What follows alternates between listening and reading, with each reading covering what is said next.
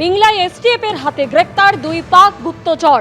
তাদের কাছ থেকে সিম কার্ড এবং ফোন উদ্ধার করা হয়েছে।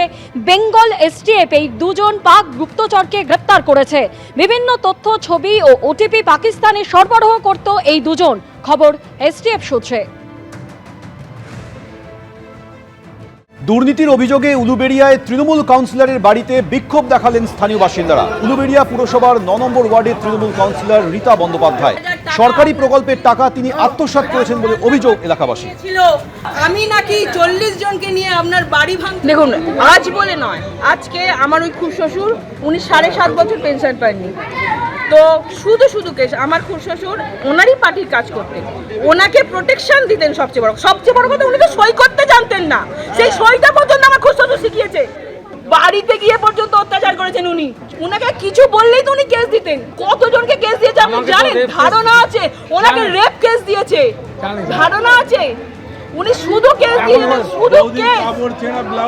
শুধু কেস। 2021-এ ভোট পরবর্তী সন্ত্রাসের অভিযোগে কলকাতা পুলিশের এসআই সৌমেন কাঞ্জিলাল তাকে গ্রেপ্তার করা হয়েছে। এই সৌমেন কাঞ্জিলাল যাকে গ্রেপ্তার করা হয়েছে, 5 দিনের পুলিশ হেফাজতের নির্দেশ দিয়েছে আদালত।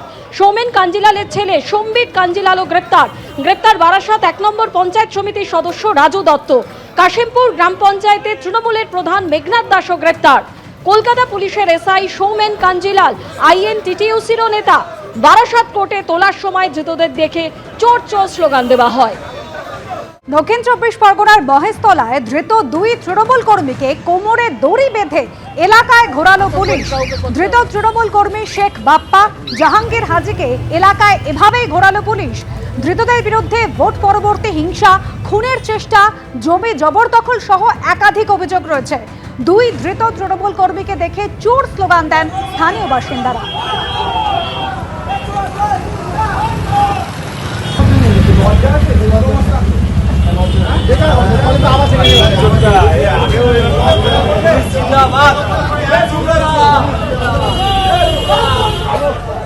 আর এর আগে গত সোমবার হাওড়ার শিবপুরে তৃণমূল নেতার কোমরে দড়ি বেঁধে রাস্তায় ঘোরায় পুলিশ। গেঞ্জি হাফ প্যান্ট পরিয়ে শিবপুরে ত্রাস, শামীম আহমেদকে এভাবে ঘোরালো পুলিশ। ভোট গণনার পর শিবপুরে গুলি বোমা কাণ্ডে গ্রেফতার করা হয়েছিল শামীম আহমেদকে।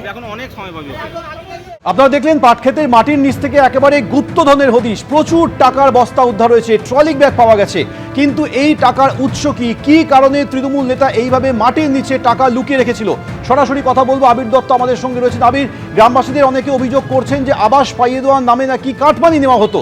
তাহলে কি সেই কাটমানির টাকাই এইভাবে লুকিয়ে রাখা হয়েছিল? দেখো, প্রত্যন্ত এই অঞ্চল শুধুমাত্র এখানে চাষবাস করার মানুষ থাকেন এমনই শুধু নয়, তার সঙ্গে সঙ্গে অনেকে এখানে ঝড়ে বেশ কিছু জায়গায় এখানে বিধ্বস্ত অঞ্চল, এবং সেখানে ত্রিপলের জন্য যারা হাহাকারও লেগে গিয়েছিল এমনও কিন্তু শোনা যাচ্ছে এখানে কান পাতলেই। একজন স্থানীয় বাসিন্দা রয়েছেন, তার সাথে কথা বলবো। আপনি ত্রিপল চাইতে গেছিলেন? আমাকে ত্রিপল দেয়নি। কি বলেছিলেন? বলছে ত্রিপল নেই। ঘর পেয়েছিলেন? না, ঘর পাইনি, ঘরও পাইনি। টাকা নিয়েছে। কে টাকা নিয়েছে? চেয়ারম্যান। কত টাকা? শুভঙ্কর ভট্টাচার্য, 30,000। আপনি কি করেন? আমি চাষবাস করি। একজন কৃষক, তিনি স্পষ্টত বলছেন যে চেয়ারম্যান কিভাবে 30,000 টাকা তার থেকে নিয়েছেন, তাকে ঘর দেওয়া হয়নি। তিনি যখন ত্রিপল চাইতে গেছেন, সেই ত্রিপল তাকে দেওয়া হয়নি। কিন্তু কোথায় পাওয়া গেল এগুলো? গতকাল পাওয়া গেল প্রচুর সংখ্যায় ত্রিপল তার কম্পিউটার সেন্টার থেকে। সেখান থেকে পাওয়া গেল 80 লক্ষ টাকা। আজকে দেখা যাচ্ছে মাটি খুঁড়ে বস্তায় বস্তায় টাকা উদ্ধার হচ্ছে। কাদের টাকা নেওয়া হয়েছে? যেই অঞ্চলে আমরা দাঁড়িয়ে আছি সেই অঞ্চলে একজন ব্যক্তি আমাদের দেখে এসে সামনে এলেন। তিনি স্পষ্টত বলছেন যে তার কাছ থেকে টাকা নেওয়া হয়েছে এবং তিনি পাননি তার ঘর। এমনকি তিনি বলছেন যে ত্রিপল চাইতে গেছেন, একটা ত্রিপল, যে ত্রিপল সম্পূর্ণভাবে যারা বিপর্যস্ত থাকেন ঝড়ে বা বন্যায় তাদেরকে সাহায্যের জন্য দেওয়া হয়। সব জায়গাতেই তাই নিয়ম, এবং সেই ক্ষেত্রে এই যে ত্রিপল মজুত করে রাখা হয়েছে, কিন্তু যিনি চাইছেন তিনি পাননি, অথচ উদ্ধার করে এখন পাচ্ছে পুলিশ।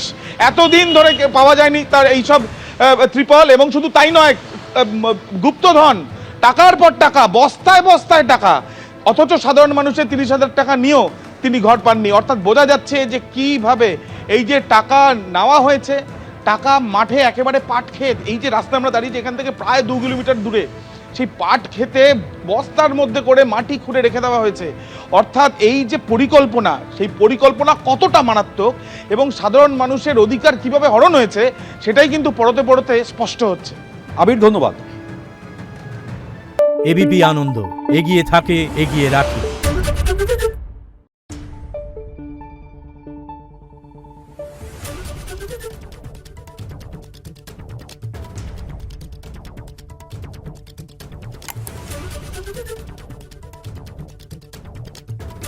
Thank you.